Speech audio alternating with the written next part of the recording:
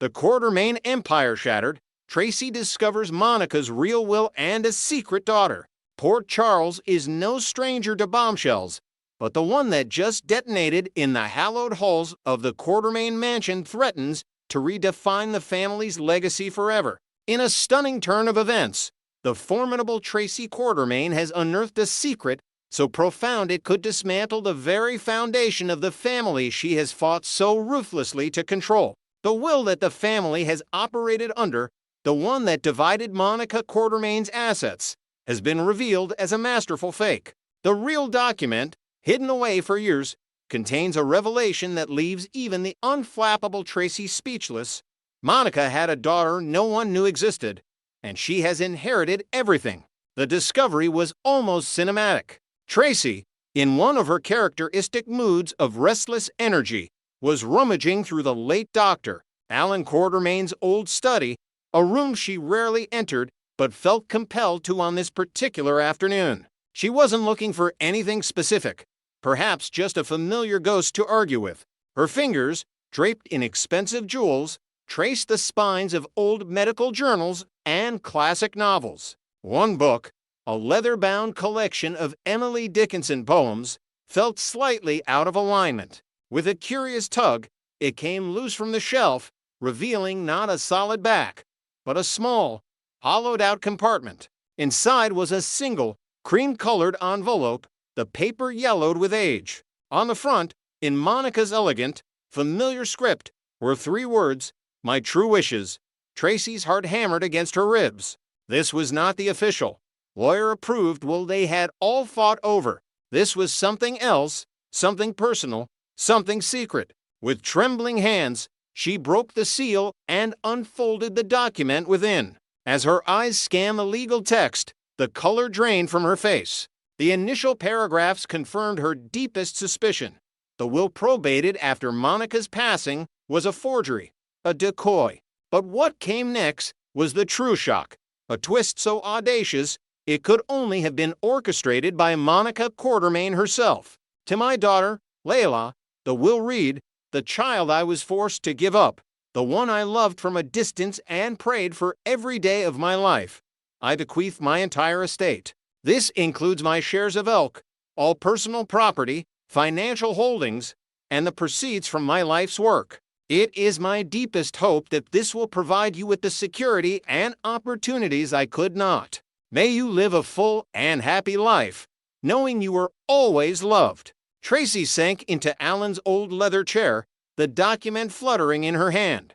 Layla, a daughter, a secret sister for AJ and Jason, a secret aunt for Michael, a complete stranger who now held the keys to the Quartermaine kingdom. The implications were staggering, the fallout catastrophic. Every deal, every argument, every scheme related to Monica's fortune was built on a lie. And now, a ghost named Layla was set to inherit it all. Gathering the family was Tracy's first, and perhaps most dramatic, move. She summoned them to the main living room, her voice a clipped, urgent command. Drew, Ned, Brooklyn, and Jason assembled, their expressions ranging from annoyance to genuine concern. They had seen Tracy in many moods, but this was different. This was a quiet, simmering fury that promised an explosion. This family has been living a lie, Tracy began, her voice cutting through the tense silence. She held up the document like a prosecutor presenting damning evidence. The will, the one we've all been basing our futures on. It's a fake. Ned, ever the pragmatist, stepped forward. A fake. Tracy, that's a serious accusation. It was vetted by the best lawyers in Port Charles. Oh, it was vetted. All right, Tracy shot back, her eyes flashing. By Monica. She orchestrated the whole thing. She wanted us to fight over scraps while she protected the real prize. She paused, letting the weight of her words sink in before delivering the final, devastating blow. Monica had another child, a daughter. Her name is Layla, and Monica left her everything. The room erupted. Brooklyn let out a disbelieving laugh that quickly died in her throat.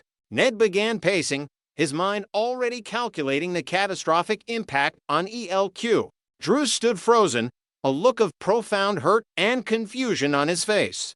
He had spent so little time with his mother, and now to learn she had kept a secret of this magnitude, it was a fresh wound. Jason, however, remained unnervingly still. He was the anchor in the storm of Quartermain hysteria. He listened as the others shouted questions and accusations at Tracy, who was clearly relishing the chaos she had unleashed. "Where is she?" Jason's voice was low, cutting through the noise with an authority that silenced everyone. "Does the will say how to find her?" Tracy, for once, looked almost impressed by his focus. "As a matter of fact, it does." Tucked inside with the letter was an old address, a small town outside of Munich, Germany. "It seems Monica kept tabs on her. I'll go," Jason stated simply. It wasn't a suggestion, it was a declaration. "Go," Ned scoffed. "Jason, we can't just fly off to Germany based on a decades-old address. We need lawyers. We need to verify." "And what will that accomplish?"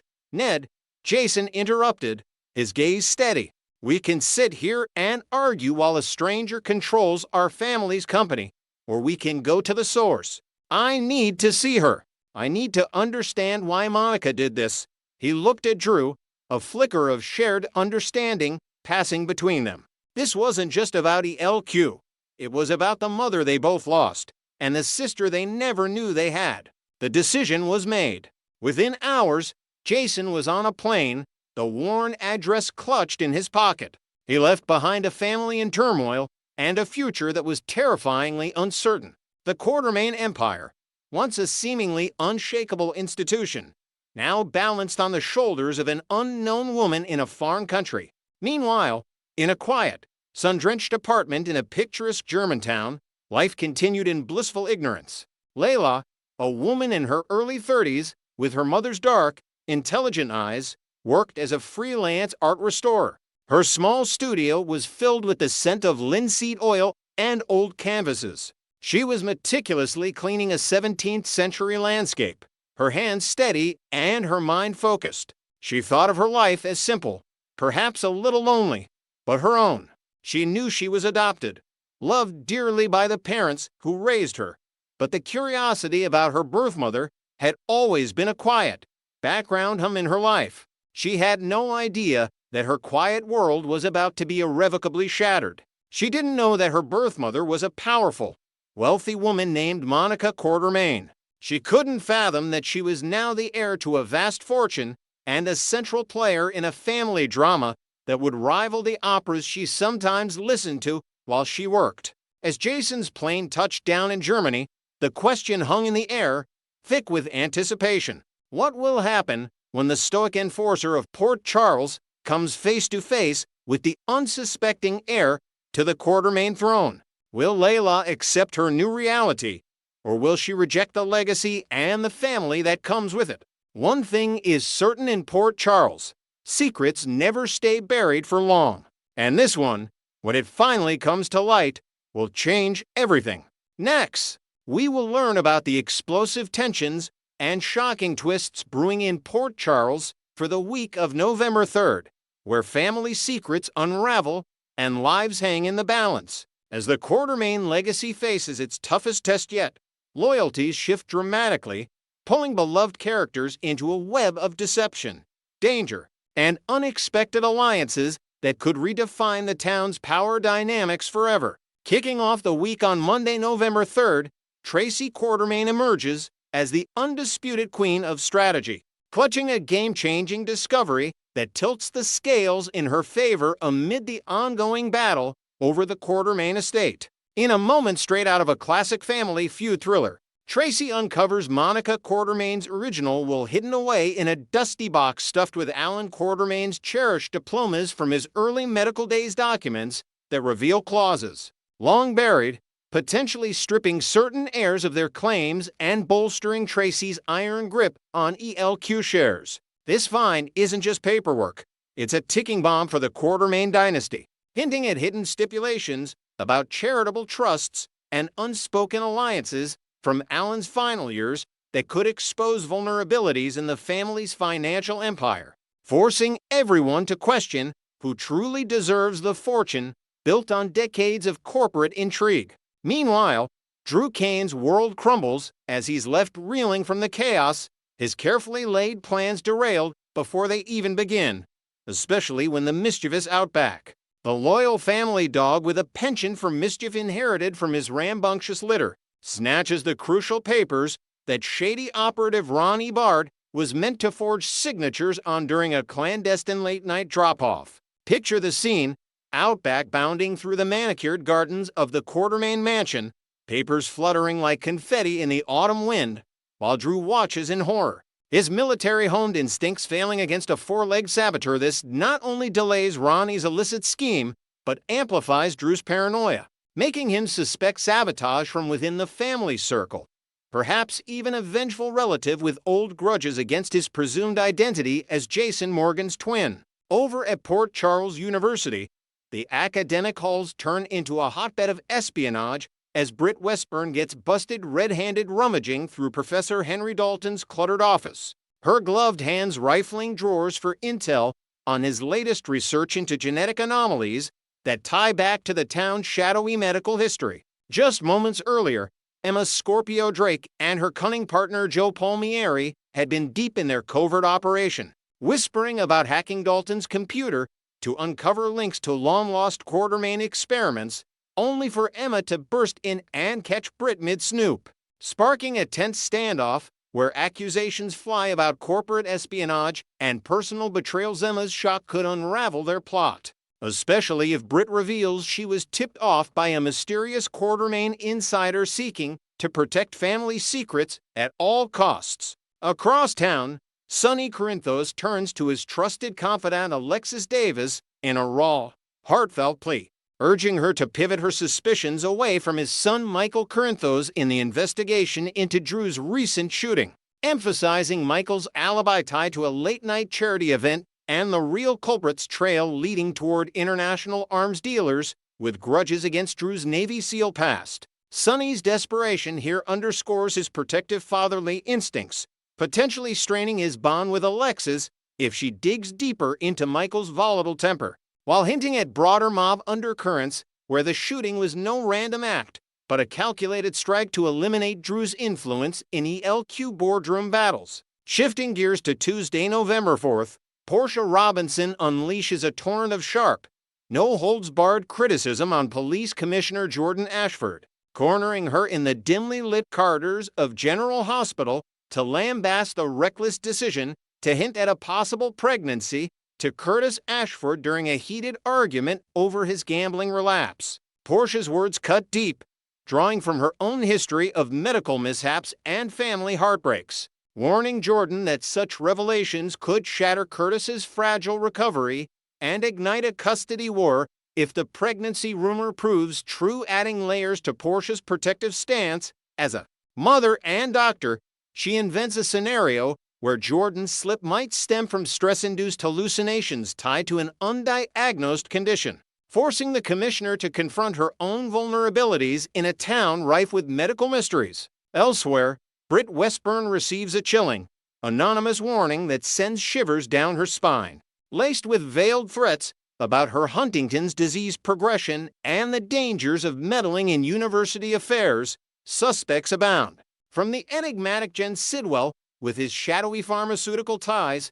to Lulu Spencer harboring resentment over past romantic entanglements, or even Jason Morgan, whose stone-cold loyalty to the Casadinis might extend to silencing loose ends in the genetic research saga. This message arrives via burner phone left in her locker, complete with coordinates to a forgotten WSB safe house, amplifying Britt's isolation and pushing her toward desperate alliances she never imagined. In a side plot full of youthful rebellion, young Rocco Falcone's sneaky diversion plan goes awry when he and Danny Morgan, the dynamic duo of pint-sized pranksters, fail spectacularly to distract the university security guards acting as lookouts for Emma and Gio's infiltration. Rocco's botched attempt involves a fake fire alarm that only alerts more patrols, leaving the boys scrambling in the shadows and highlighting Danny's growing unease about getting pulled into teen espionage that echoes his parents' dangerous legacies.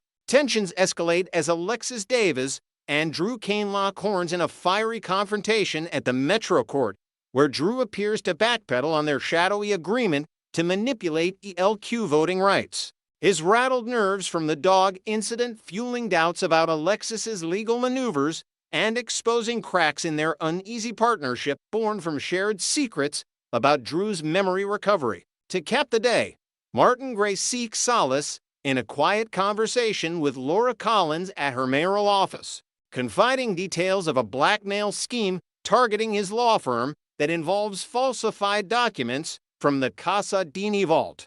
His vulnerability drawing Laura into a mentorship role where she shares tactics from her own political skirmishes, potentially forging a new alliance against the town's corrupt underbelly. The drama intensifies on Wednesday, November 5th, as Anna Devane plunges headfirst into peril during her relentless pursuit of the Caesar Phazon final project Enigma, a clandestine operation involving experimental serums that mysteriously resurrected two long-deceased children as eerie apparitions haunting Port Charles' abandoned waterfront warehouses. Anna's danger manifests in a high-stakes ambush where she's cornered by Phazon loyalists wielding encrypted files on bioweapons disguised as medical trials. Her WSB training pushed to the limit as she deciphers clues linking the project to Victor Casadin's frozen empire. This could culminate in a brutal chase through fog-shrouded docks, where Anna uncovers a holographic recording of the children pleading for release from digital limbo, adding a haunting psychological layer to her quest and raising stakes for her survival against foes who view her as the key to reactivating the project. Meanwhile, Alexis steps up as a pillar of support for Danny Morgan, having caught wind of Drew's earlier menacing warnings to the boy and his friend Rocco about staying out of adult intrigues.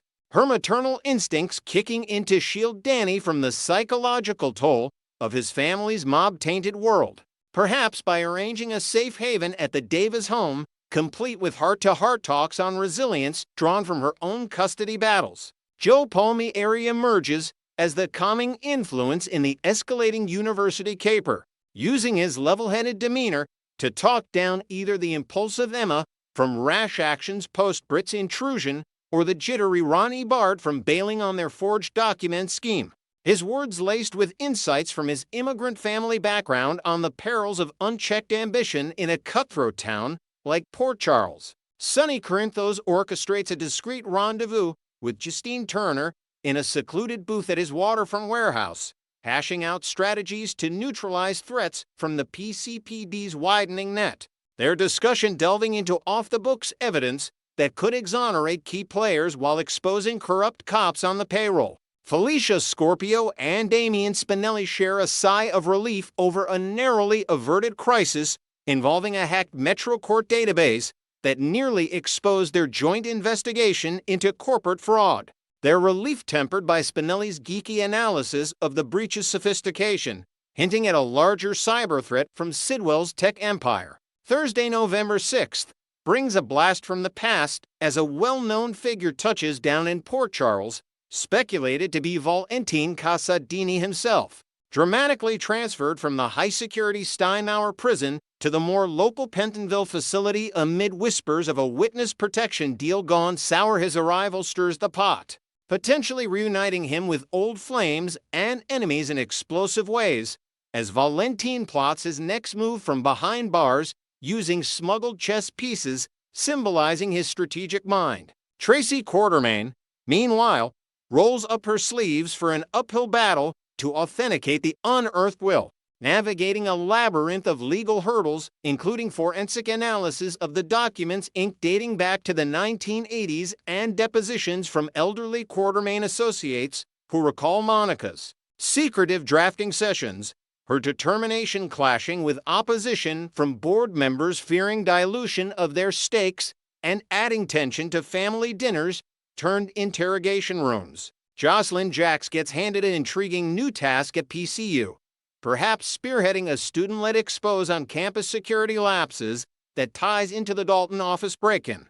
Her journalism savvy shining as she interviews witnesses and uncovers links to broader town scandals, empowering her growth beyond romantic entanglements. Felicia Scorpio dives into a fresh investigative endeavor, balancing her role as a patient advocate at General Hospital, where she champions rights for those in experimental trials, with her sleuthing instincts, possibly probing a suspicious malpractice case involving falsified lab results that echo the Phazon Project. Her dual hats creating moral dilemmas as she balances empathy with pursuit of truth. Adding a jolt, Marco Rios startles Lucas Jones during an unexpected encounter at the Floating Rib, catching him in a vulnerable moment, perhaps discussing his surrogacy dreams with a mystery contact. Marco's presence tied to his undercover cop roots, hinting at surveillance on Jones' family ties to the Corinthos Empire. Wrapping up the week on Friday, November 7th, Sonny Corinthos huddles with Jason Morgan in a fortified safe house. Their bro-code conversation zeroing in on clearing Michael's name from the PCPD's suspect list for the Drew shooting through fabricated alibis and diverted evidence trails. Jason's enforcer precision complementing Sonny's street smarts as they dissect Michael's impulsive decisions that could drag the entire organization down. Carly Corinthos pays a tense visit to update Valentine Casadini on the prison grapevine, relaying whispers of his daughter Charlotte's school troubles and ELQ's shifting alliances. Her divided loyalties surfacing as she weighs old affections against her commitment to Sonny, potentially planting seeds for Valentine's manipulative comeback. Charlotte Casadini and Emma Scorpio Drake team up for a clever plotting session in a hidden park nook, brainstorming ways to outmaneuver the university foes using Charlotte's Casadini cunning and Emma's tech prowess. Their strategy incorporating drone surveillance and coded messages that could expose the genetic conspiracy at its core. Laura Collins's mayoral bid hits a devastating snag, likely orchestrated by Jen Sidwell's smear campaign, flooding airwaves with doctored polls and anonymous tips about her past WSB indiscretions, forcing Laura to rally supporters in a comeback speech that highlights her resilience against elite interference. And in a surprising turn, Sidwell finds himself unexpectedly captivated by Ava Jerem's poised demeanor during a gallery opening confrontation, her artistic flair and sharp wit disarming his usual cynicism, perhaps leading to an uneasy flirtation that blurs lines between adversary and ally in the town's high society chess game.